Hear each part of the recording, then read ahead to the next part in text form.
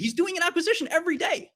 Because he's building the quantum internet stack. That's how you do it. What is that? You make that up. Oh my God. When you're an early disruptor in the secular growth thing, Martin, you build. let him make his point, and we'll go back to you. That's fake. There's no quantum internet. Can you connect to this quantum internet? Where is it? Martin, I need you to explain this to me like I'm stupid. This is what I'm missing out on though. Because you mentioned OpenAI. What are you hacking, Martin? Bitcoin. What does that mean to hack Bitcoin? Bitcoin is You're vulnerable. Bitcoin? Bitcoin's vulnerable to quantum computing. Right. I would love to hear more about that. I've actually been very curious. It is the one thing you can actually use quantum for, Shy, which is something it doesn't look like it's we're always going to disagree on that because of the AI. I think we're just going to be in a vicious flywheel on that. But I'm curious on the crypto one because I get that all the time. Nothing else you can use quantum for. It is just a provable fact. Like the fantasies of these companies are fun to listen to, but the reality is they're lying. They're talking about these things like they're happening tomorrow. IonQ has no clue how to get to the roadmap they just published with millions of qubits by 2030. Nobody knows how to do that. Jensen's hyper bullish on quantum. No, he's not. He's setting up internally. He's setting up teams to capture CUDA Q. No, you're lying again. So my wife, the woman I'm having a child with, she is her father was a senior guy at NVIDIA. We talk to NVIDIA people all the time. They laugh at quantum every day. Jensen said it was 30 years away. CUDA Q is 0.001%. They do CUDA everything because that's their job. They're not bullish on quantum. If they were bullish on quantum, they would spend $50 billion and build quantum computers. That's not what they're doing. I disagree. They're laughing the reason they're playing it very delicately because the more quantum spotlight, it's less about AI, and they're making what a crazy conspiracy. No, the quantum computing industry is a zero right now. The AI industry is $200 billion industry. You think Jensen is afraid of quantum? So Martin, you said something that I kind of want to get to because you said the elephant is afraid of an ant. Come on. You said 30 years from now. So yes. Is it? Which is it? Is it? It's never going to happen, or it's just not on the timeline people say it's on? I think Shores will happen. Quantum computing being useful as a computer for anyone other than a cryptographer seems like it'll never happen.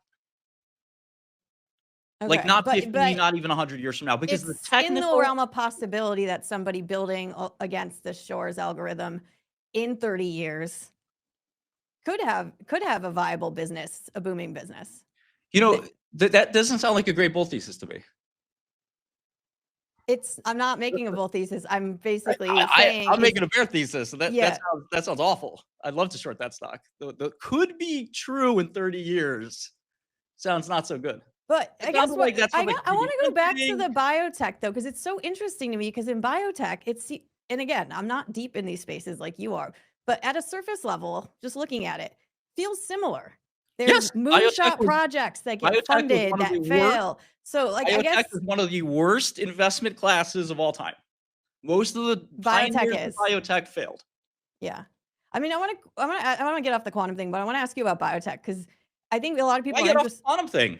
What? Why get off the quantum thing? Because I have a question about biotech. We'll go back to it. You're technically outmatched. You don't know anything about this space, but you're bullshit all day. You are just throwing like just ridiculous claims with no substance. Trust me, bro.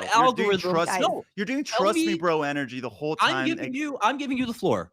Tell me what algorithm. It doesn't matter what I can say. I can say the sky is blue, and you're not going to believe it because you're going to say something about you heard in the back of some dark room.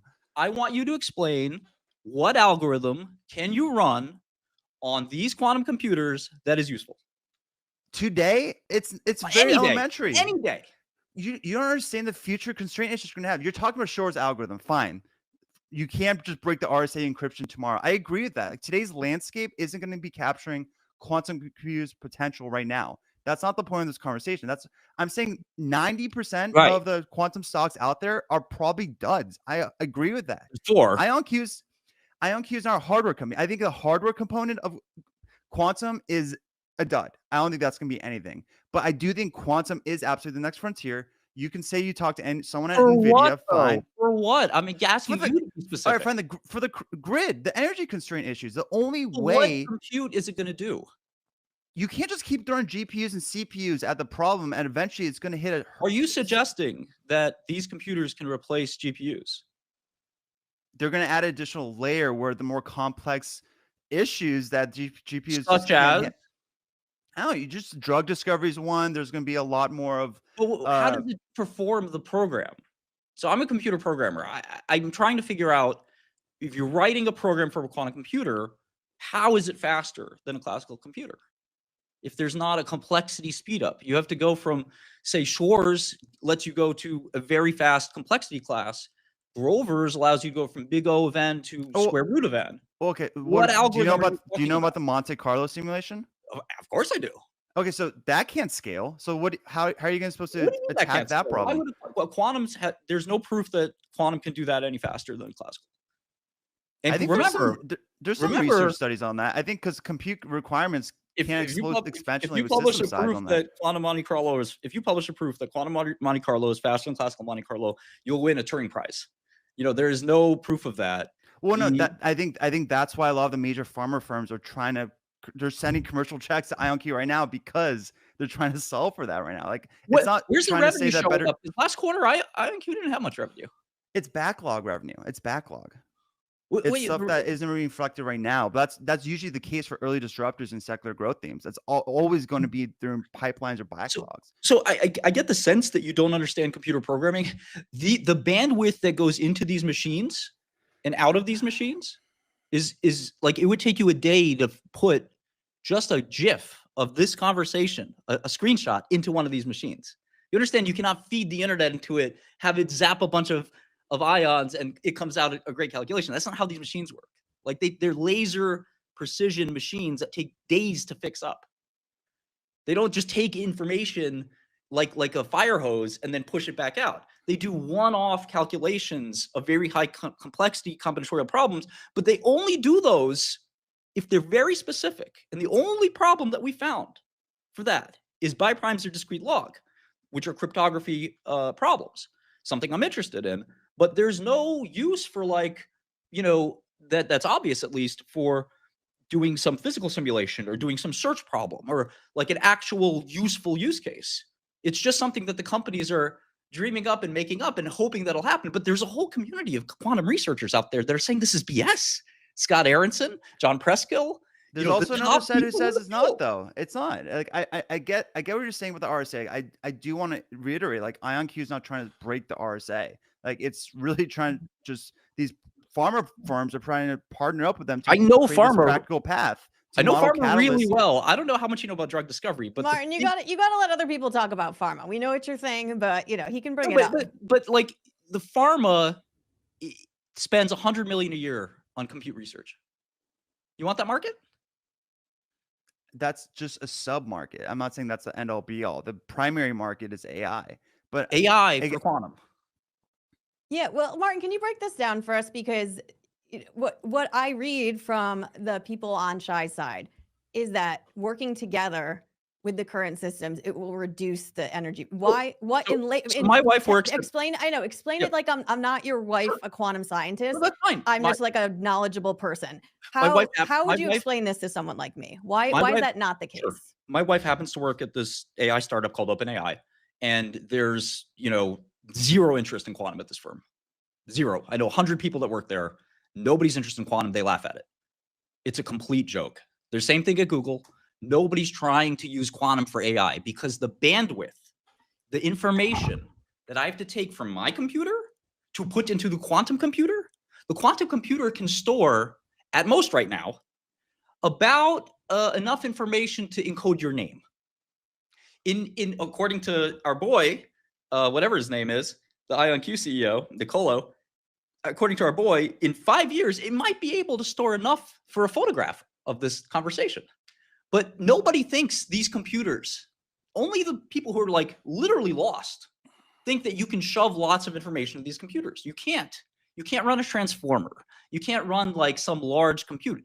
The NVIDIA NVM link puts 60 gigabits a second through the machine to spread out to the H100s, B100s. The quantum doesn't have that bandwidth. It is literally the skinniest straw you can imagine. And that's what it's designed to do. It's not designed to compete with NVIDIA. It's designed to literally calculate a really big prime number. There's no other application yet been found. Chris Monroe started IonQ It's been taken over by shysters and hucksters and that's why Chris left. Chris is gone. Chris has quit IonQ. He's no affiliation. He's one of the world's greatest quantum scientists. He did a podcast with a unique, tiny physics podcast that's like 2,000 followers. And he said, it's going nowhere. We don't know how to do it. It's 30 years away. Okay, Martin, you mentioned OpenAI. I know you can't get into specifics. Now just to put a bow on it. Now there's a guy running the company that's doing an acquisition a day. He's promising revenue growth. The Rigetti CEO is the one honest guy in the space who's saying, don't believe any revenue growth from this. There's no revenue in quantum computing. This is a science project. And he's right. He said the Rigetti CEO said that there's no revenue. Yes, he said you should not. The fidelity numbers slag, and they're largely in the experimental platform phase. Like they're very different than IonQ. And again, like I don't appreciate you can communicate your bear thesis, but the amount of slander you've done throughout this debate is underappreciated, and it's really not. It's just really immature, to be honest. It's really hard for me to have an actual conversation with you in return to what you're saying. Is because I'm pointing out going to be saying something louder. You're going to interrupt me, and you're just put slander on people who have. I'm sorry I hurt your feelings. You didn't hurt my feelings. You're not a person I can have a conversation with. You're not a person I can have a conversation with. You're not. So it's hard when you're faced with hard-hitting facts. It's difficult. Dude, you've only done trust me, bro quotes. You have not done shit. You're making up fake things. Okay, I'm using real terms. You don't know these terms. You're clueless. I think you've been short a lot of these quantum names 70% ago. So like, okay. Yeah, no, I'm going to make $100 million on this trade. You've been very wrong. You've been very wrong. So, and I'm adding more capital. And you've been very wrong. No, it's fine. I'm raising capital to put more money in this trade. Sure. And it's going to be awesome when all the fraud is exposed. The IonQ CEO keep digging the hole you dug yourself in because you've been clearly wrong. The IonQ CEO realizes that his stock is so expensive. So what's he doing? Print stock to you. I'll print stock to you. I'll print stock to you. I'll print stock to anybody. Sure. I'll buy a Walmart with more slander towards Nicola, which it's not slander. Nothing. He's literally doing an acquisition every day. You called him a mistake. Oh, okay, sure. What's slander? He's doing an acquisition every day because he's building the quantum internet stack. That's how you do. What is that? You make that up. Oh my god! When you're an early disruptor in the sector growth thing, you Martin, build. Let him make his point, and we'll go back to you. That's fake. There's no quantum internet. Can you connect to this quantum internet? Where is it? Martin, I need you to explain this to me like I'm stupid. This is what I'm missing out on though. Because you mentioned OpenAI. I don't know 100 people at OpenAI. I don't know one person at OpenAI. I have a friend who works at Anthropic. I did while you guys were going at it, I'm looking into OpenAI's efforts in quantum. And they made a pretty big who's Ben Bartlett? He's some Stanford researcher hired to explore quantum use cases at OpenAI. Why does this man exist at OpenAI if this is all bullshit? It makes sense to always look, but I think that confusing the looking with a business like AstraZeneca and Merck, every 5 years they check into quantum because the quantum people beg them to. But this guy's an expensive hire for look. And I guess what I'm saying is like I think I get what you're saying. You're bearish on it, but there's evidence that points to there is a curiosity here and something could be there. And similar to other nascent industries where the innovation curve is very long and slow, it seems like these companies are investing people and money into this. It can't be a scam. That's just my logical, like, explain to me how it's a scam. I think it is. I think that the quantum companies are tricking Fortune 500s into looking into their technology. When they look into their technology, just as I have, I've spent a lot of my own money on quantum computing. But what's OpenAI's reason to hire this guy? Well, I don't know what that guy does day to day or not, but the core team at OpenAI doesn't think quantum computing is in their future. They think nuclear fusion. So it says he's a researcher at OpenAI. He's working on a project that would accelerate AI training on huge GPU clusters. Yes. GPU clusters. But this is what I'm saying. Like what I've heard from the other side is it's not a replacement. Yeah, it can't do working together. So he's exploring how they work together, I assume. I don't think quantum can help anyone other than a code breaker. Okay, but I guess I'm missing something. Why? It's because he's not saying anything. He's not saying. I think one of the things he's just flying a lot of people. Listen, I've challenged you many times to name one algorithm that will work. Dude, you're just, it doesn't matter what I'm saying. You're just saying the same vague No, I circle want to of know just BS. what your You're point just, is. But you I'm don't checked have out, dude. one. I'm checked out. There's no You point. you don't know anything about quantum computing. It's not. There's no You're point just in me do communicating they my pay you, by the way? Do they pay you? Does IonQ pay you? No, not at all. Well, why are you bullish? What's the upside? I've been bullish probably by when you were behind bars. That's how long I've been bullish. I've been in quantum IonQ. computing since I was a kid. No, but I've been in bullish on IonQ for a while. So like Since the SPAC they needed to do because no one would invest in them. No, you can see my cost base. It's under $10, but no, since the SPAC, they failed as a private company. They had the SPAC. I disagree. It's a $10 billion company. Are you saying now it is? Now it is, thanks to the crazy bull market we're in. No, it's thanks to people like who are shorting the stock who are clearly wrong. I have nothing to do. This is nothing. Dude, why are you picking the battle against being hyper bearish on quantum when you're just nothing there? You've been wrong for you've been clearly so wrong. One great sign of fraud: the IonQ guy can't explain how much organic revenue he's going to have and how much inorganic revenue he's going to have this year. That's so. Nobody will. That's not a big rock for him. Why would he care about that little deciphering? A lot of bigger companies don't decipher that way. No. He says revenue's growing, right? He says revenue's doubling every year. Okay, how much of that is from acquisitions? It doesn't matter when you're this early in this theme. That's just getting started. It's infantry. Well, if you're saying the demand is growing and the customers are there and the farm is paying, like you said, then how much are they paying versus how much are you buying this new revenue?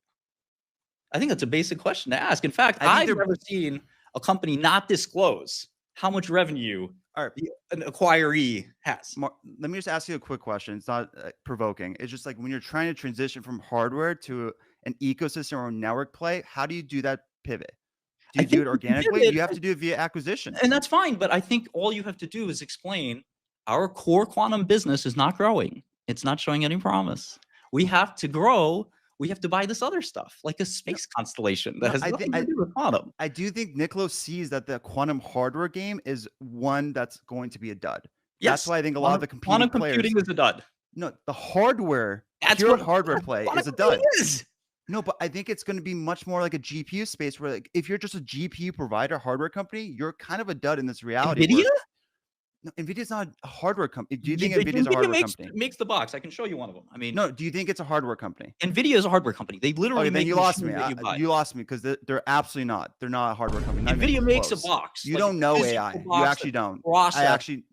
You sealed my argument. They're not a hardware company at all. They're CUDA and their NVLink. Everything they do is a full-on ecosystem. So why don't you go ahead and make an H100 if it's so easy? I never said it's easy. I just said you can't be a publicly traded company that's purely on a hardware angle. Of a hardware company. It's not. Do you think Apple's a hardware company? They partially make hardware, yeah. You're saying the same. You guys are saying the same thing. You guys are saying the same thing. Exactly. Hardware. Me for no reason. You guys are saying the same thing. Hardware is different from software. Martin, this is something like hardware because you can hold it and touch it. That's the difference between hardware. You guys are making a similar. All Shay is saying is they're not only a hardware. Obviously, no one's saying that NVIDIA doesn't make hardware. There's no charge to use CUDA. It's not a revenue generator. Just to be clear, it's just how you use the computer. It is software. Every hardware needs instruction set software. CUDA is what keeps people paying up for the hardware. It's also the best hardware. But a lot. You guys are saying the same thing. Yeah, I know. There's no point. Part of hardware is you develop a software. The bell opened up. The market has opened up 2 minutes ago. Oh, lovely. Yeah, lovely. Oh shit! I had something I was going to ask you, Martin. I just lost it and I got distracted. Okay. I want to go back quickly to and I don't want to like center on like IonQ, but just in general for people listening. You're kind of hating on inorganic growth versus organic. Isn't that just a viable way to grow if you're buying up products and offerings that fulfill the vision that you have? Like what's innately bad about that in this industry? Nothing. I built a gigantic drug company buying companies, but what's the rub?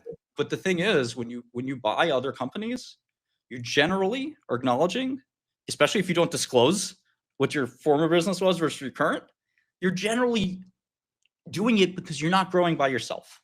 I mean, is that always Microsoft buys company? All these big companies, they all grow by buying bigger companies. You usually show, okay, my old business did this much, my new business is doing this much, and the smart analysts look at it and say, okay, well, let me subtract one of these from the other And what is the old core business doing? Is it growing?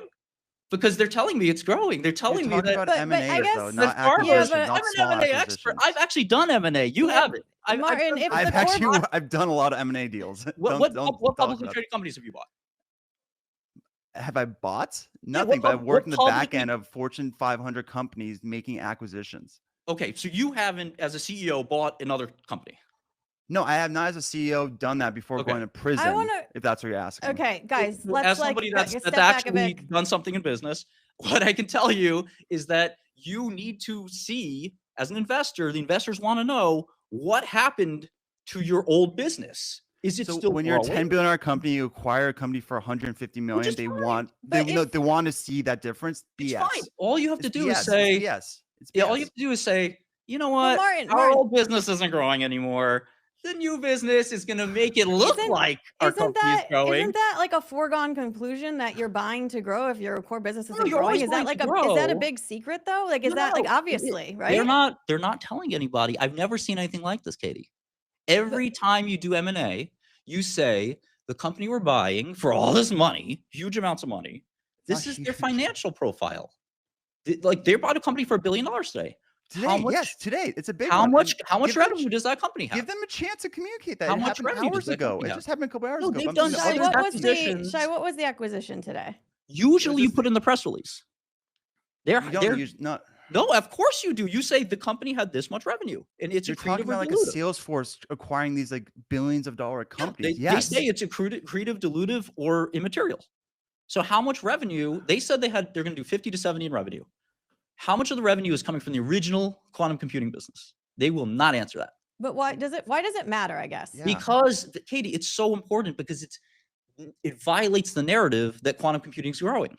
It's not growing. Aren't these quantum adjacent businesses? They're buying like unrelated things. If you smush together 10 things that are not growing, you're not growing organically. You're growing inorganically, which Wall Street hates. All right, so Salesforce for the past 15 years. They have some organic growth.